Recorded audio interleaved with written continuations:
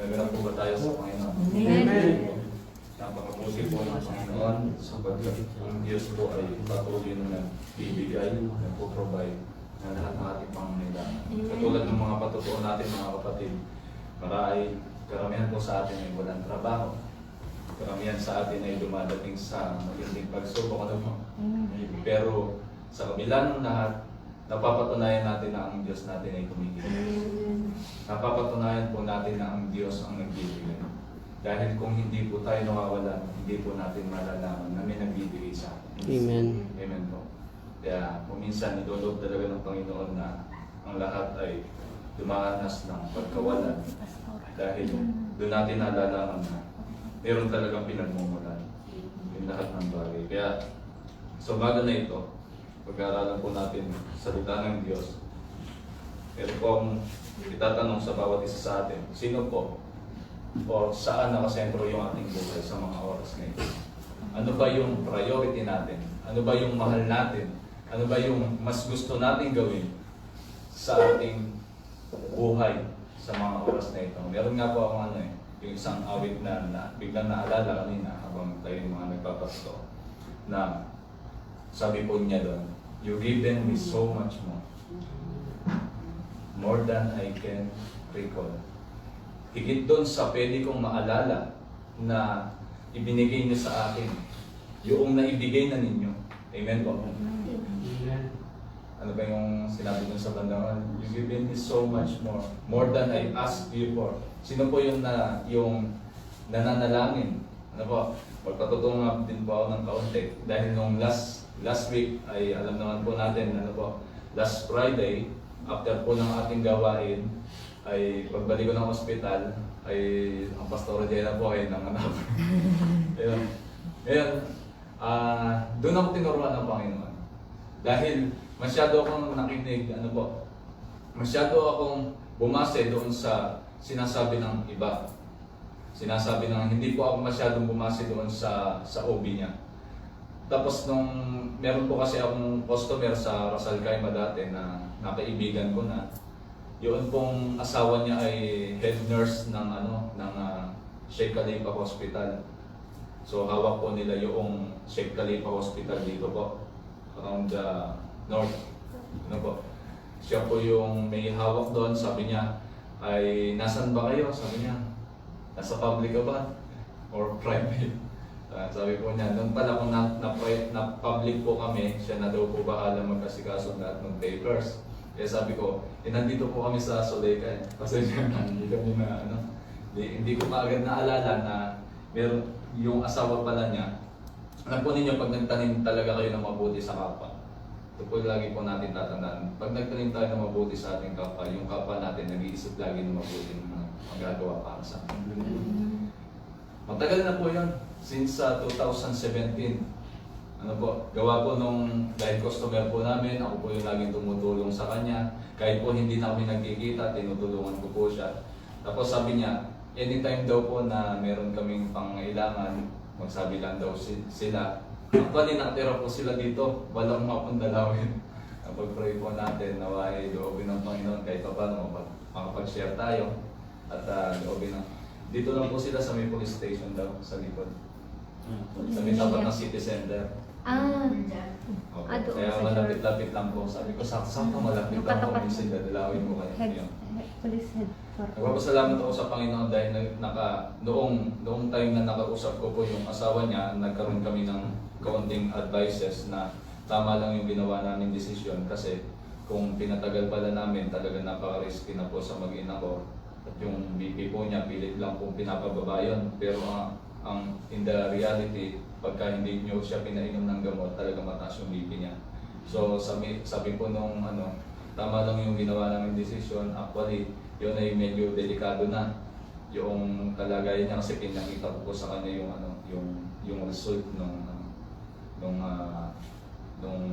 blood test ni Pastora.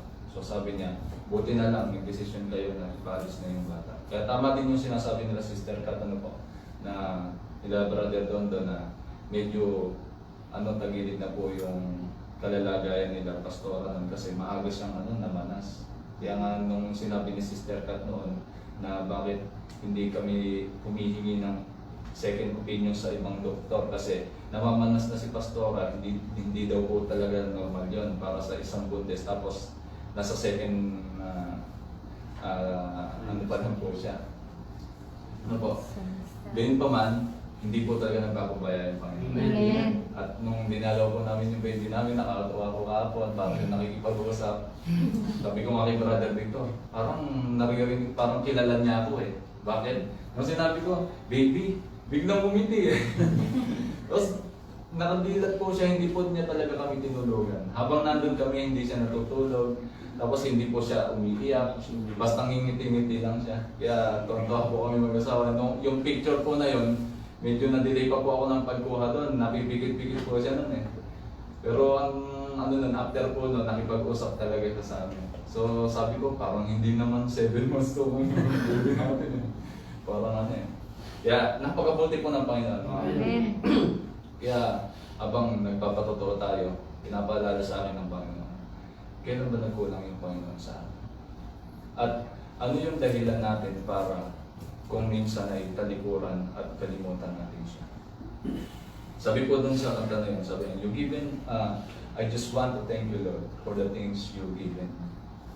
Madaming binigay yung Panginoon sa atin mga kapatid.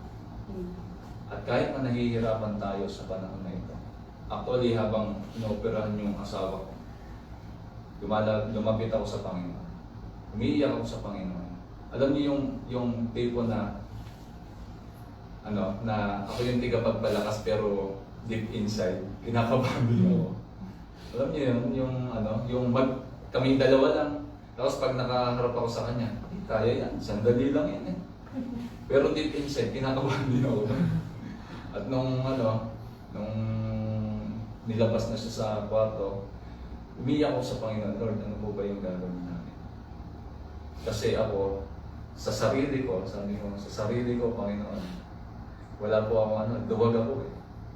Hindi po ganun kalakas yung loob ko.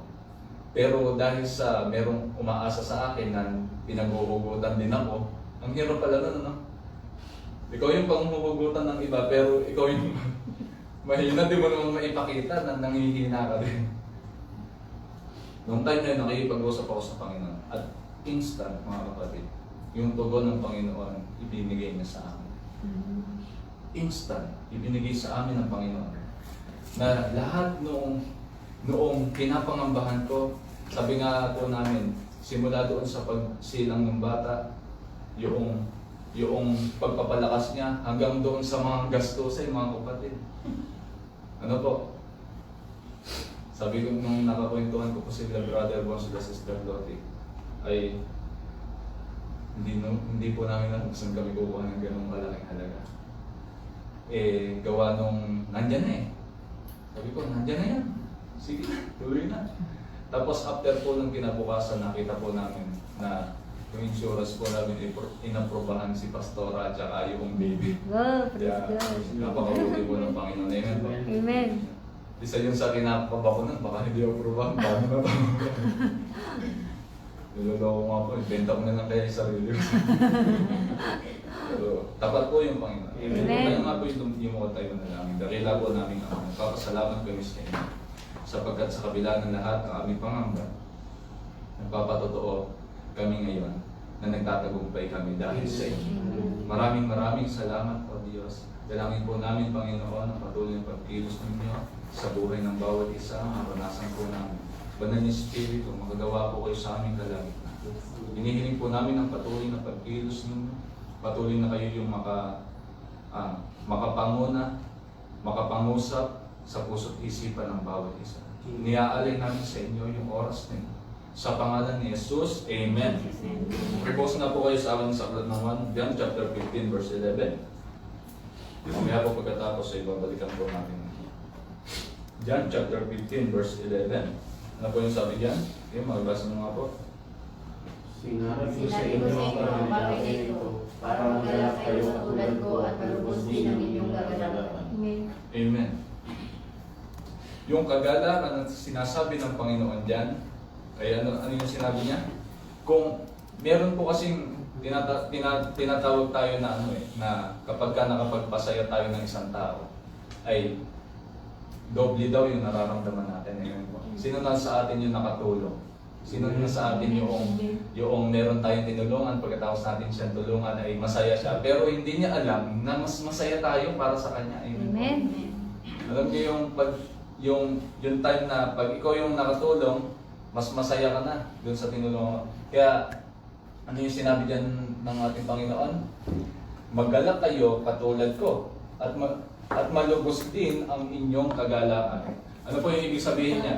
Kung ang Panginoong Yesus ay magagalak sa atin, yung kagalakan na nasa sa atin ay magiging lubos. Meron nga pong isang misyonaryo ang nagtanong sa kanya, tinanong siya ng isang miyembro. Sabi ng miyembro na yun, Pastor, ano po ba yung paraan para magalak sa akin yung Panginoon? Mamaya babalikan po natin yan. Sino po yung may idea sa paraan na pwedeng maging masaya yung Panginoon sa atin? O kadalasan nalulungkot yung Panginoon pag nakikita nyo tayo. Ito na naman yung anak ko na to. Pinakabahan na naman. Wala na naman ng tiwala sa akin. Karaniwan kasi ganyan tayo ano po. Kapag ka dumating sa point na alam po ninyo, nagmamalaki ako dahil yung pamangkin ko, pinagmamalaki ako sa iba. Bakit? Kasi pagka may kaaway siya, sabihin niya, susumbungin ka sa tito ko. Matapang yun. Kala mo, ganun po yung lagi niya sinasabi. At kung tayo ay magiging proud sa ganung paraan, yung Panginoon ay sinasabi din niya na kung magagalak ako sa inyo, ano po, kung magagalak sa atin yung Panginoon, ano daw? Malulubos yung ating kagalak. Awitin ko nga po yan. Meron ba kayong kopya nun? Yung you given me so much more. Sino? Saglit po. Sige po, habang hinahanap niya. Okay. Marami pong mga bagay ang pwedeng makapagpasaya sa atin. Amen po. Pwedeng yung trabaho. Sino po ba sa atin yung walang trabaho ngayon? Mas marami ba? Marami po pala. Parang hindi po applicable yung trabaho. Yung sa pamilya, mga kapatid, sino yung mas masarap, mas masayang kasama yung pamilya niya? Ako po, noong binata ako, mas gusto ko pong kasama yung mga barkada ko. Bakit? Mas nagiging masaya ako sa kanila. Walang magbabawal sa'yo eh. Ano po? Lahat ng gawin mo eh. Kaya, nung time na medyo bata-bata pa ako, yun. Yung mga naa-addict po sa laro. Sino po yung sabi nga ni Sister Tin, yung ML daw. Ako po kasi hindi ko masyadong pinansin yun. Gawa po yung mga karakter pa lang po ay nakakatakot na ano po. Yung anak po ni Pastor Jason dati naglalaro ng COC eh. Eh nung naglalaro siya, bigla daw po lumabas yung karakter. Alam niyo po yun? Yung talagang pinakita ng Panginoon na mali yung ginagawa niya, yung mismong karakter doon sa COC, lumabas sa screen. Simula nun, hindi na po siya naglaro. Totoo po yan na nangyari na nakita po ng bata. Kaya po, simula nung time na yun, hindi na po talaga siya naglaro ng merong yung mga karakter ay sa demonyo talaga. Yung mga sungay, merong mga mukhang talaga. Hindi na talaga siya naglaro. Bakit? Tinuruan siya ng Panginoon. At tulad po yan, ano po yung sinabi diyan sa umpisa? Nagpapasalamat siya sa Panginoon. Bakit daw po? Dahil doon sa mga bagay na ibinigay sa kanya ng Diyos. Ulitin ko nga po natin. Alam niyo ba yung chord na? Sa iyo? Sa ipo. Sa iyo po. Sige, sige. I just want to thank you, Lord, For the things you've given me. for the things you've given me. Thank you, Lord Jesus. Hallelujah. Thank you, Lord Jesus, for the blessings every day. Kaya po, bilis ang konti. In all of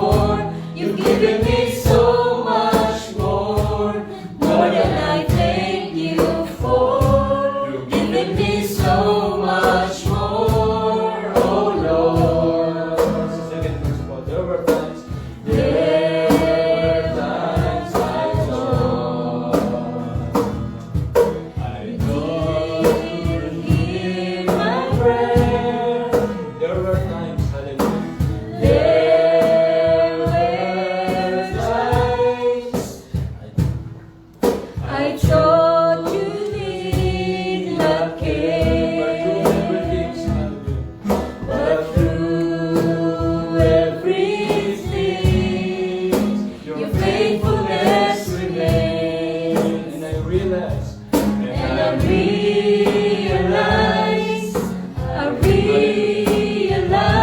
you've given me so much more than I can recall. You've given me so much more than I ask you for. You've given me so much more than I thank you for.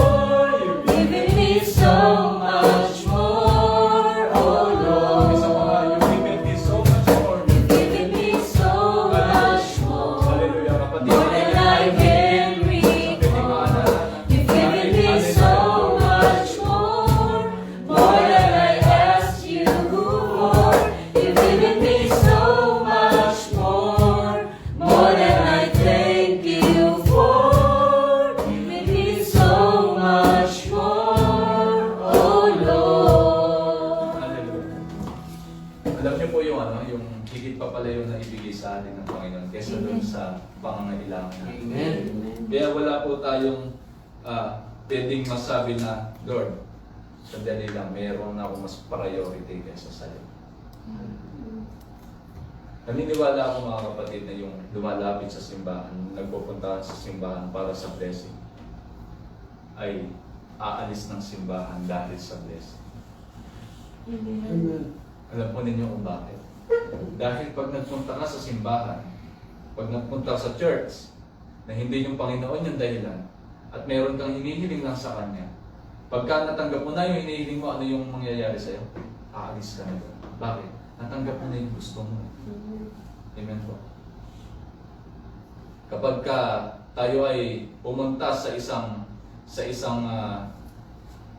limbawa, kukuha tayo ng birth certificate, marriage certificate. Bakit tayo nandun sa sa PSA? PSA tawag po doon, di ba? Sa Philippine Statistics Statistics Authority. Puro bali na lahat. Sige po. Kapag ka nandun tayo, usually kapag ka natanggap mo na yung birth certificate na gusto mo, ano yung gagawin mo? Alis ka na eh. Nakuha mo na yung kailangan mo eh. Amen po. Amen. Sa Panginoon, kung pumunta tayo dito sa simbahan, kung pupunta tayo sa Panginoon, sasamba tayo sa Panginoon, sabihin natin, Lord, sige, pupunta na ako kasi meron akong hinihiling sa inyo. Pag binigay sa atin yun ng Panginoon, mga kapatid, kung hindi po magiging kalakasan sa atin yun, ano yung gagawin natin? Aalis tayo. Usually, nangyayari yan sa mga Christian. Dahil hindi yung Panginoon yung sentro ng kanilang kaligayahan. Amen po. Tandaan po natin kung sino, kung ano yung nakakapagpaligaya sa iyo, nandun po yung puso. Kaya kung ang Panginoon ang ating magiging kaligayahan, automatically, nandun yung ating puso. Amen po. Noong sa aklat po ng Genesis, makikita po natin yan. Sino po yung appreciative dito? Yung kapag ka nakita natin yung nature, yung nakita natin yung magagandang lugar, natutuwa po tayo. Sabi po dyan, sa Genesis chapter 1 verse 28 to 30.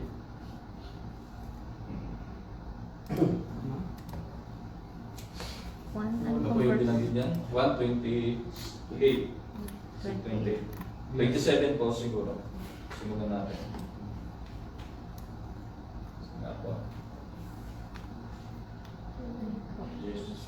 Nababasa niyo po ba? Nababasa mo nga po. Nababasa niyo po? Teka lang po, teka lang po. Yan. Okay. Sige nga po, basahin niyo nga po. Kaya nilikha ng Diyos ang tao na lahat ng babae ay sa pamumuno.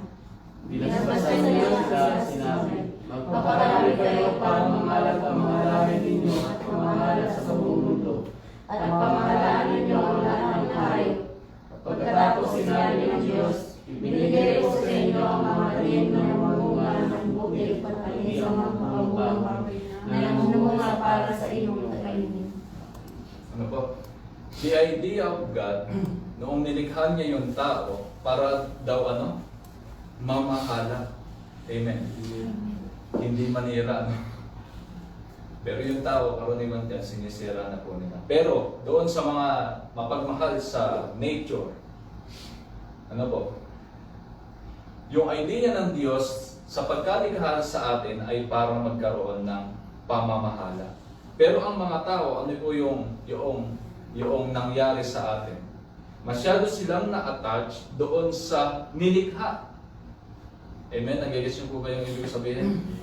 Yung dapat na responsibility na meron tayo doon sa nilikha ng Diyos na ibinigay sa atin, na dapat ay responsibilidad natin dahil sa nagkaroon tayo ng attraction ba tawag doon? O attachment doon sa bagay na yon, mas na-focus tayo doon sa nilikha. Kaya nga, ngayon ay ang mga tao ay palaging gumagawa ng pampagaan sa buhay. Yung pampabilis ng buhay.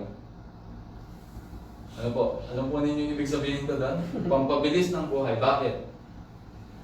Alam po ninyo, meron pong isang nakalimutan ko po kung pastor doon sa Bulacan. Ano po? Napunta siya ng airport. Ano?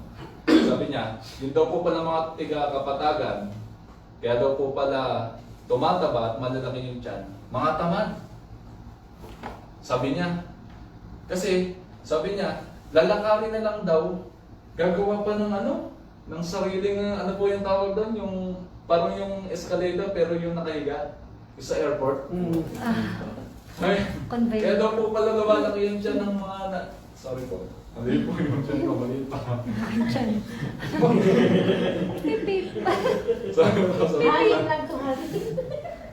Sabi niya, kaya pala tumataba itong mga nasa kapatagan. Bakit?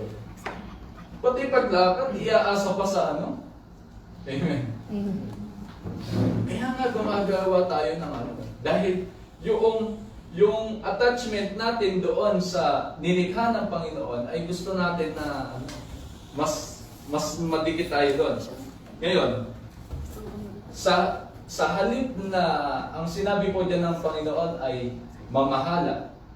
Ano po? Yung word na mamahala, it means binibigyan ka ng authority, binibigyan ka ng responsibilidad.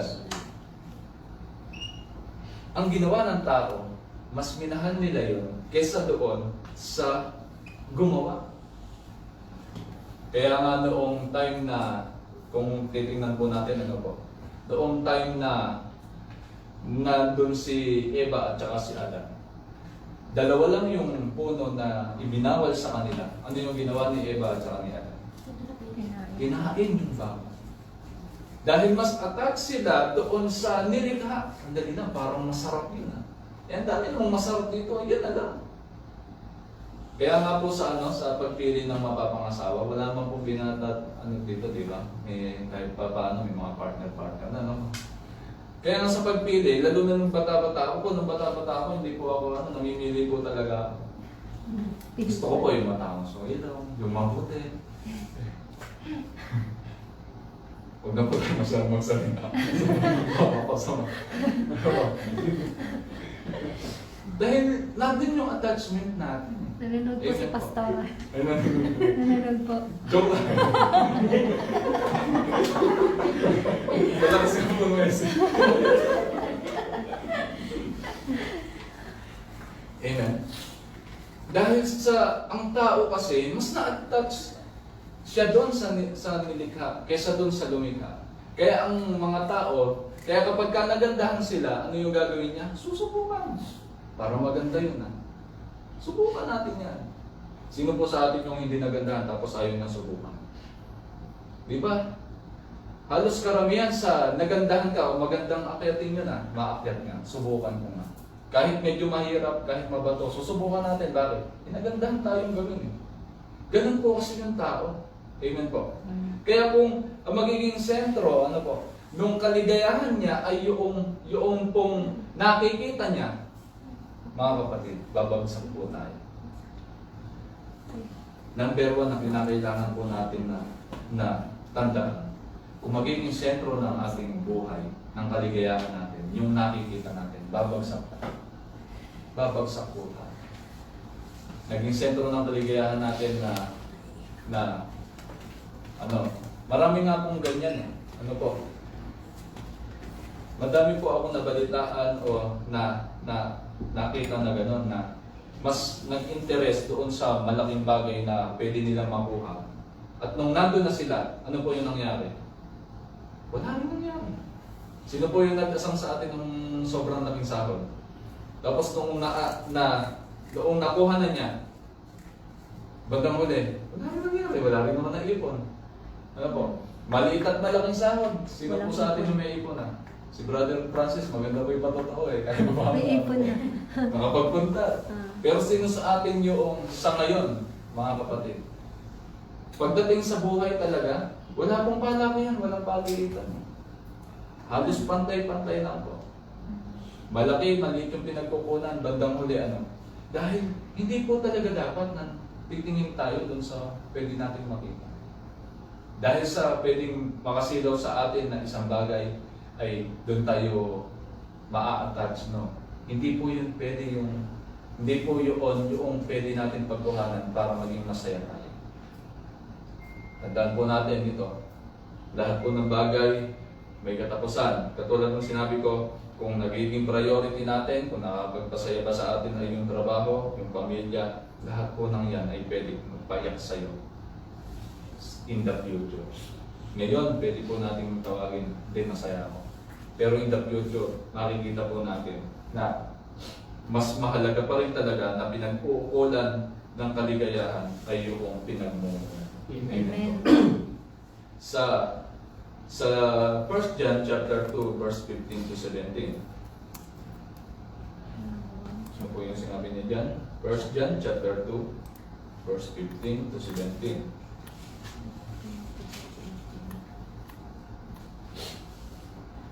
Ano pa ba yung sabi dyan? Sabi po dyan sa 15, sige, basahin nyo nga po.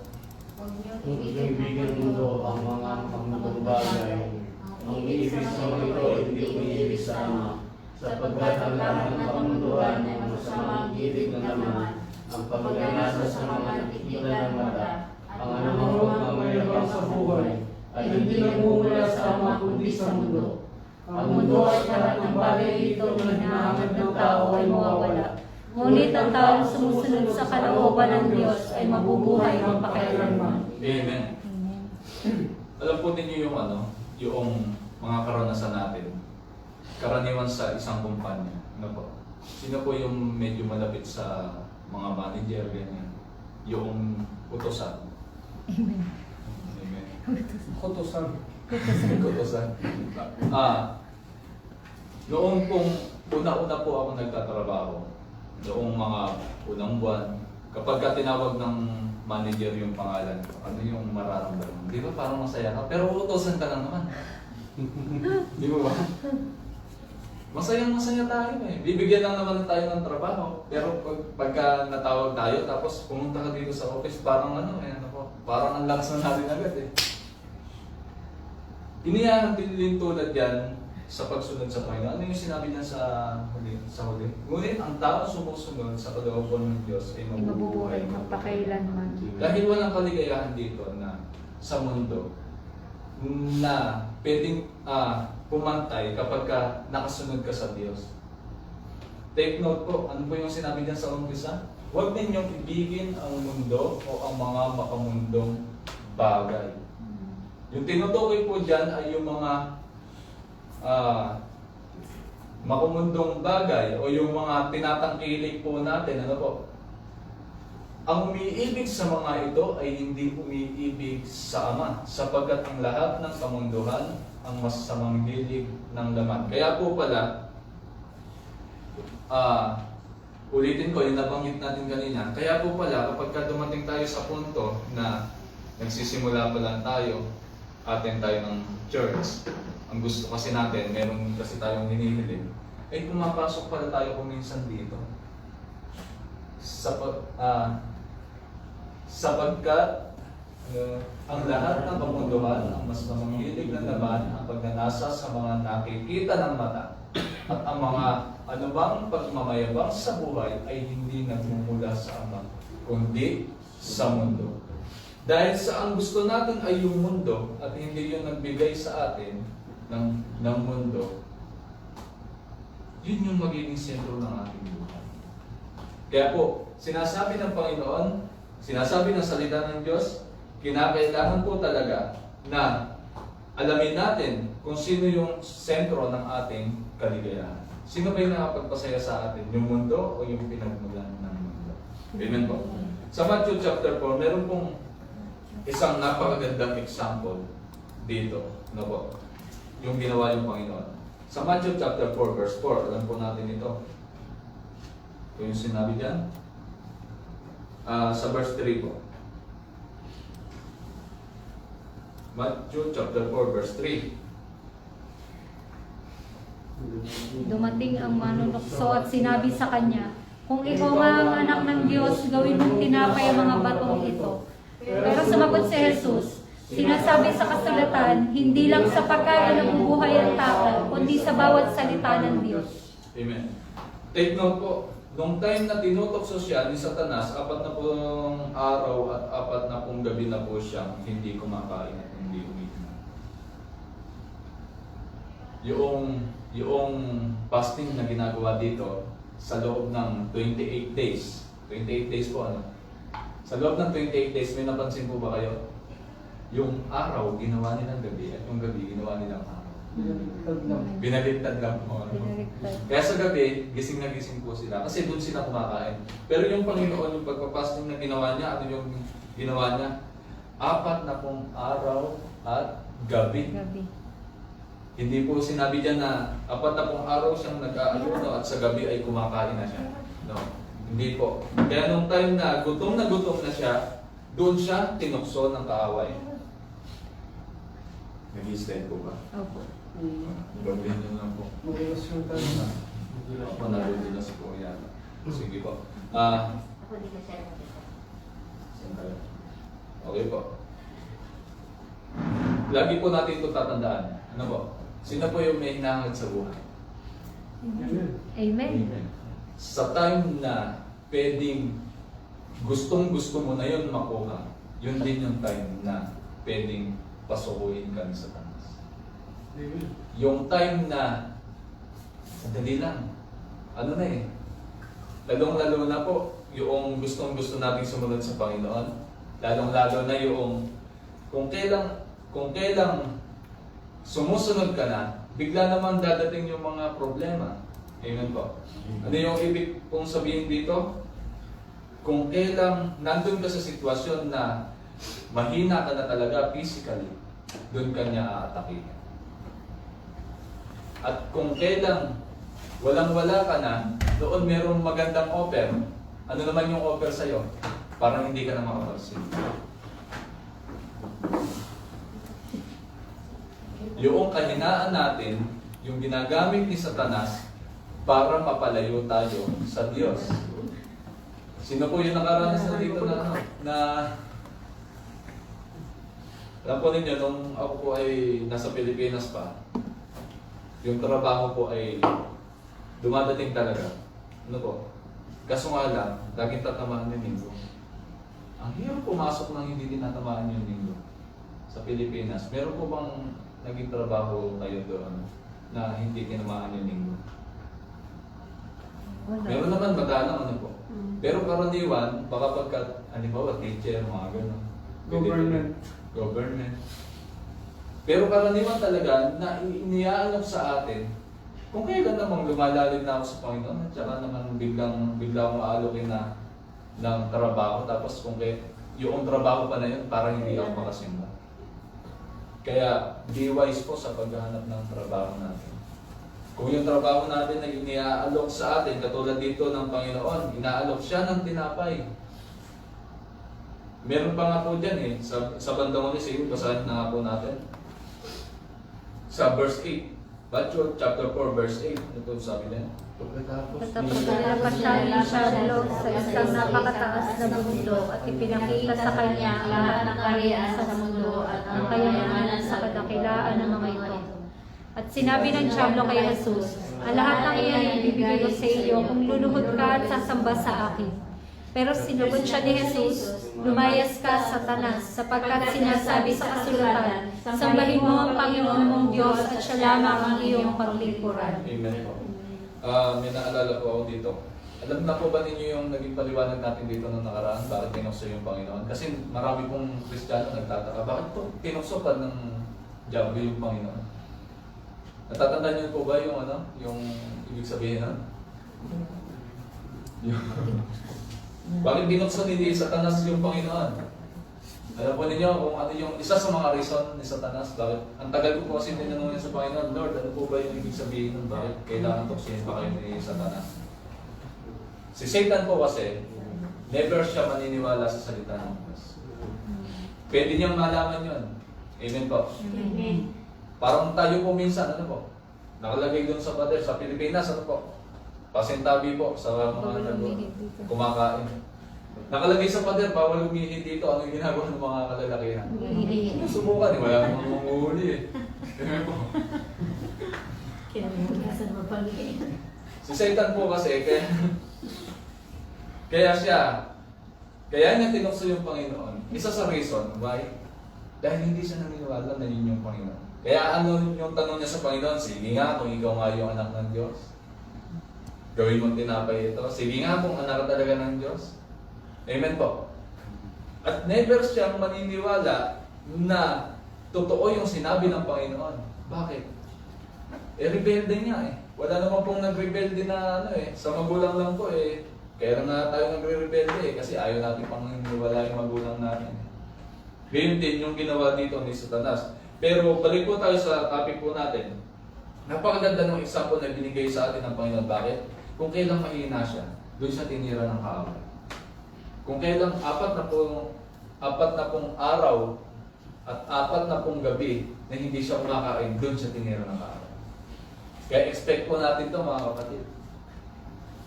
Kaya tama yung yung sinabi ni kilala niyo ba si Jobber? Yes. Ano yung prayer niya? Tinanong ko yun, 27 minutes yata. Tagod siyang interview. Sabi niya, kung saan siya mahina, doon siya dalhin. Bakit? Doon niya mapapatunayan na kaya niyang lumaban. Amen. Amen. At dahil siya ay nagmamahal sa Panginoon, lalaban talaga yun. Bakit? Dahil yung sentro ng kanyang kaligayahan ay yung Panginoon. Hindi niya yun nakuha sa showbiz. Hindi po niya yun nakuha sa YouTube.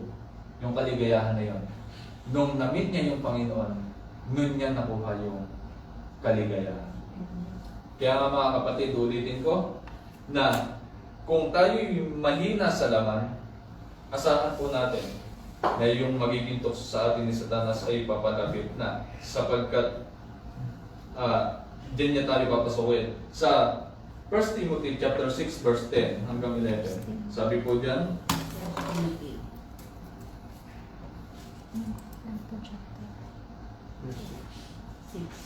Chapter 6. 10 to 11, ano po sabi diyan? 10 to 11. Sa verse 10 na lang po siguro. Sapagkat ang pag-ibig sa salapi at syapugat ng lahat ng kasamaan. Ang sobrang paghahangat sa salapi ay nagtulak sa iba na tumalikod sa pananampalataya at nagdulot ng maraming pag-ibinagpis sa buhay nila. Amen. Kaya pala, nagiging dahilan po talaga ito na kapag ka binebless na yung isang tao, pumasok sa simbahan ng wala, noong pinagpala ng Panginoon, nakakalimutan na dahil sa salapi. Amen po. Pero naniniwala ako wala pong ganun sa atin. Malamig po ba dyan sa gabi? Malamig na dyan. Malamig ka po. Masisipunin ang lamig ko Sige yan. po, pwede ko Amen po. Kaya nga mga kapatid, napakahalaga na yung maging sentro ng ating kaligayahan ay yung Panginoon. Amen po. Nuulit ko po, tama po yung inawit natin kanina. Jesus, you're the center of my joy. Kinakailangan po talaga maging sentro natin ng kaligayahan ay ang Panginoon. Sa Matthew chapter 10 verse 37 to 39, marami pong bumabagsak dito mga kapatid. Babanggitin po natin.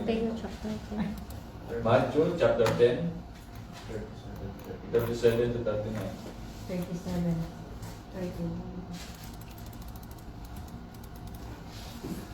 Ang pagmamahal sa kanyang mga magulang ng higit sa akin ay hindi karapat-dapat sa akin. Amen. At ang nagmamahal sa kanyang mga anak ng higit sa akin ay hindi karapat-dapat sa akin. Ang sino mang ayaw sumunod sa akin kahit natatakot siyang mamatay para sa akin ay hindi karapat-dapat sa akin. Ang tao naghahangad maligtas ng kanyang buhay ay mawawala nito. Ngunit ang tao nagnanais mag-alay ng kanyang buhay alang-alang sa akin ay makakaroon ng buhay na walang hanggan. Amen po. Kaya kung mas ipa-priority natin, bakit po natin sinasabi ito? Dahil kung hindi ang Panginoon yung ating magiging kaligayahan, kung hindi ang Panginoon yung ating magiging priority, mas mamahalin natin yung mga nakikita natin. At karamihan po sa atin ganyan. Ako po personally, noon pong nag-decide ako na maglingkod sa Panginoon. Nasa ospital yung nanay ko. Nasa ICU siya. Alam po natin yung kwento na yan ngayon po. Noon ako nag-decide sa Panginoon, bakit? Mahal ko yung nanay ko.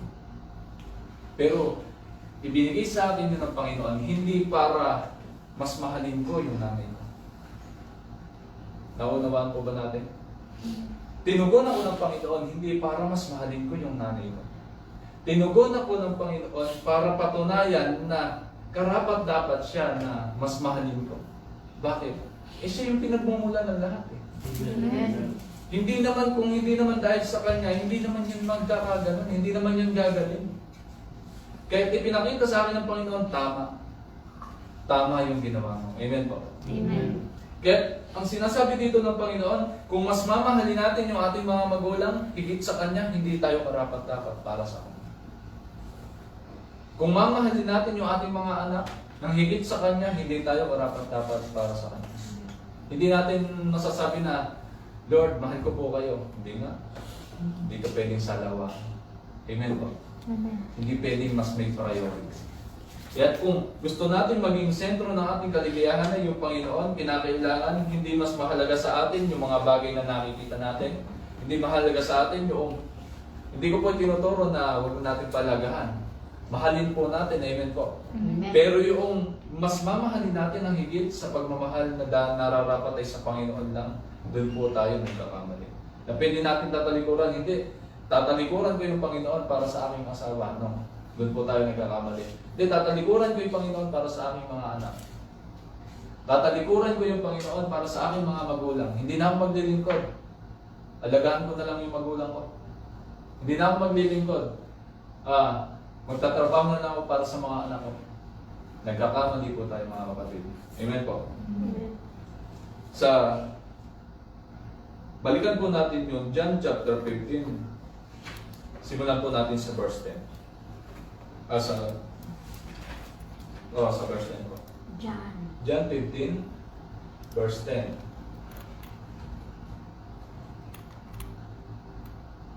Ano po, ano sabi dyan?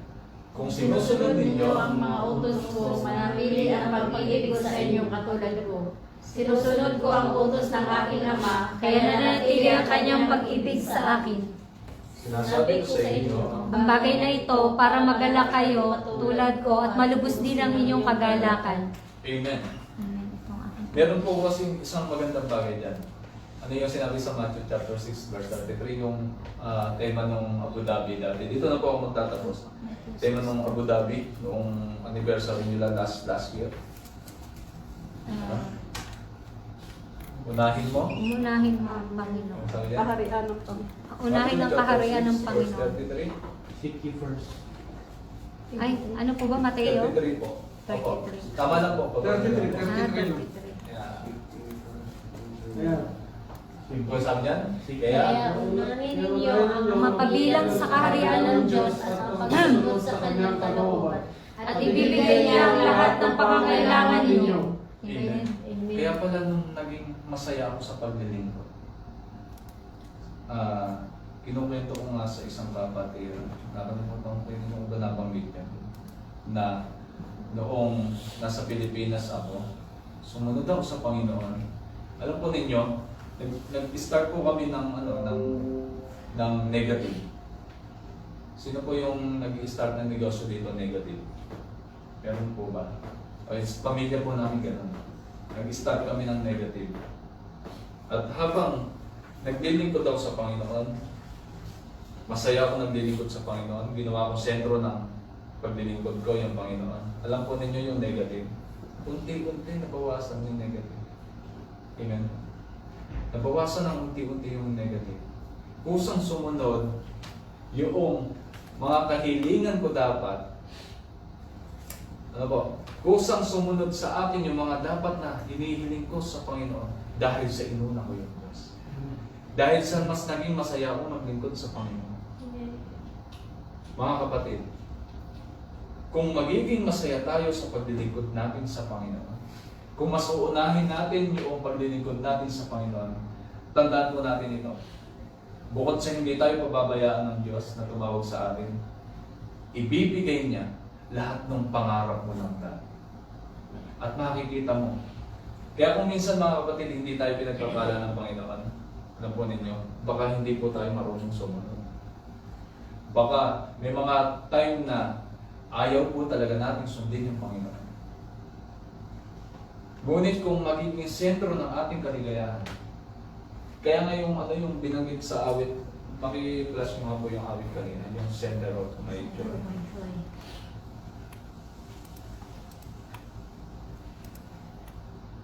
Yung verse mo po. Sige. Ayun po yung verse. Ano po yung sinabi dyan? When I've lost my direction, you're the compass for my way. You're the fire in my when nights are long. Kung hindi na po natin malaman yung direction, ano po? Siya po yung magiging compass. Meron pong maganda dun sa verse 2.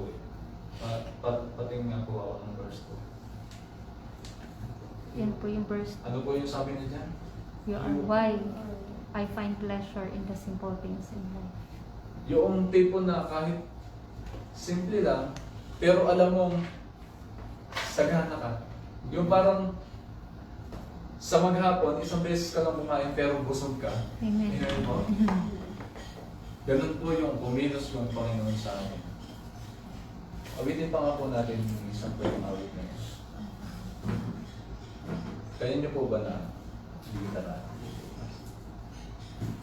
Yung sa ano po, sa chorus lang po tayo. Tandaan po natin ito mga kapatid. Yung Panginoon lang kinakailangan maging sentro ng ating kaligayahan. Amen. Yung Panginoon. Hindi kung ano pa mang bagay sa mundo na ito, yung makakapagpasaya sa atin. Yung Panginoon lang.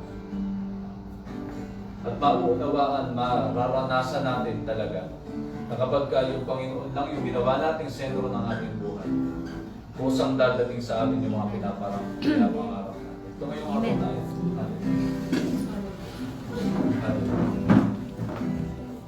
Lakas mo nga po.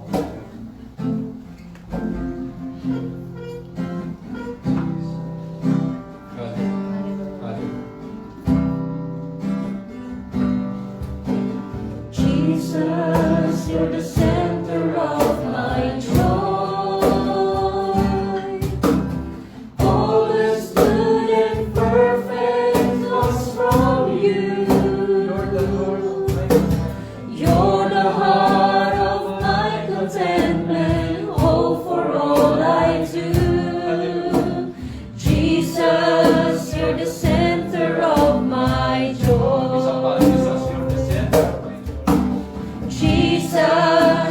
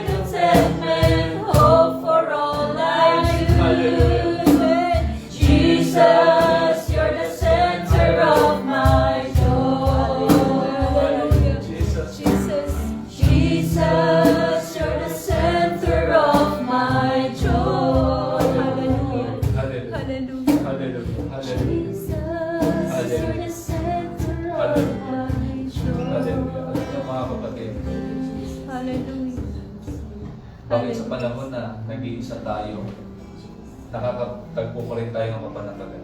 Bakit? Lalo na kung gagawin natin sentro yung Panginoon. Yung kinukwento ko sa inyo kanina na may mga time na parang mag-isa ka lang. Nung time na yun, alam nyo, kahit natakot ka na, dahil sa iyong Panginoon yung magiging kaligayahan. Dahil sa iyong Panginoon na nagbibigay ng kaligayahan sa lahat ng bagay, umahawak sa iyo at mararamdaman mo yun. Bibigyan ka niya ng kapanatagan. Bakit? Siya yung nagbibigay ng ligaya sa iyo. Amen. Hallelujah. Hallelujah. Hallelujah. Hallelujah. Manatili nga tayong lumalapit sa Diyos. Hallelujah. Hallelujah. Glory. Purihin Hallelujah. kayo, Panginoon. Napakabuti. Hallelujah. Thank you, Lord. Aming Ama, patuloy na lumalapit tayo sa inyo. Sino man po sa amin nakakaranas, nakakaramdam ng panghihina sa mga Yes, oras Lord. na Hallelujah. spiritually, Lord. Amen. Palaksin po ninyo yung bawat isa. Amen. Hallelujah. Dalangin namin, Panginoon, katulad ng aming ina, kayo yung maging sentro ng aming kaligayahan. Yes, Lord. Magiging kontento kami kung ano yung meron kami sa buhay sapagkat kayo yung sentro ng aming kaligayahan. Kung ano yung meron kami ngayon, kung ano yung tinatangkilik namin, magiging kontento na kami doon sapagkat alam namin kayo yung sentro ng aming kaligayahan. Maraming salamat ang Diyos. Isang bagay yung nais namin gawin sa inyo. Hindi po namin kayo ipagpapalit. Amen. Dahil ang kaligayahan namin ay nasa iyo.